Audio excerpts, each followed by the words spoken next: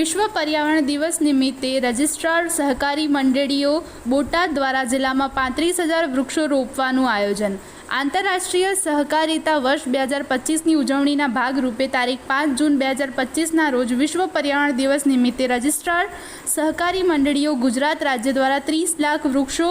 રાજ્યમાં રોપવાનું આયોજન કરવામાં આવે છે, જે અભિયાન અંતર્ગત બોટાદ જિલ્લામાં 35,000 વૃક્ષો રોપવા બાબતે લક્ષ્યાંક આપવામાં આવેલ છે, જેના અન્વયે સહકારી મંડળીઓની કચેરી બોટાદના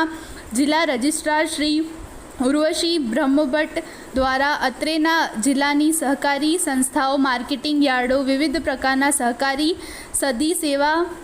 સહકારી મંડળીઓ, દૂધ ઉત્પાદક મંડળીઓ, ખેડૂતો, પશુપાલકો, સહકારી વેપારીઓના સહિયારા પ્રયાસ થકી જનભાગીદારી દ્વારા 35,000 વૃક્ષો રોપવાનો લક્ષ્યાંક હાંસલ કરવાનું આયોજન કરવામાં આવેલ।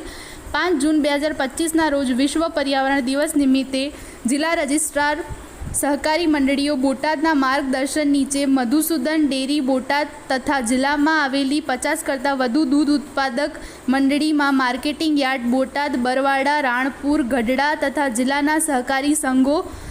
અને સેવા સહકારી મંડળીઓ 5,000 કરતાં વધુ વૃક્ષો રોપવામાં આવ્યા હતા। વિશ્વ પર્યાવરણ દિવસની ઉજવણી ફક્ત ઉજવણી ન રહે અને તે ખરા અર્થમાં સાર્થક બને તે માટે સહકારી મંડળીઓની કચેરી બોટાદના જિલ્લા રજિસ્ટ્રાર શ્રી ઉર્વશી બ્રહ્મભટ્ટ દ્વારા ખેતીવાડી ઉત્પન્ન બજાર સમિતિ રાણપુર ખાતે હાજર રહી વૃક્ષારોપણ કરવામાં આવેલા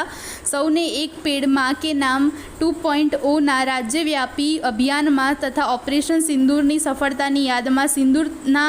વૃક્ષો રોપવામાં તેમજ માતૃવન, વન કવચ, મિયાવાકી ફોરેસ્ટ જેવી પહેલોમાં જોડાવા લોકોને અપીલ કરાવવામાં આવી હતી। અંતમાં સમગ્ર ચોમાસા દરમિયાન બોટાદ જિલ્લાને આપેલ લક્ષ્યાંક કરતાં વધુ વૃક્ષો વાવી હરિત આવરણ વધારીશું તેવી બાહેધરી આપી હતી।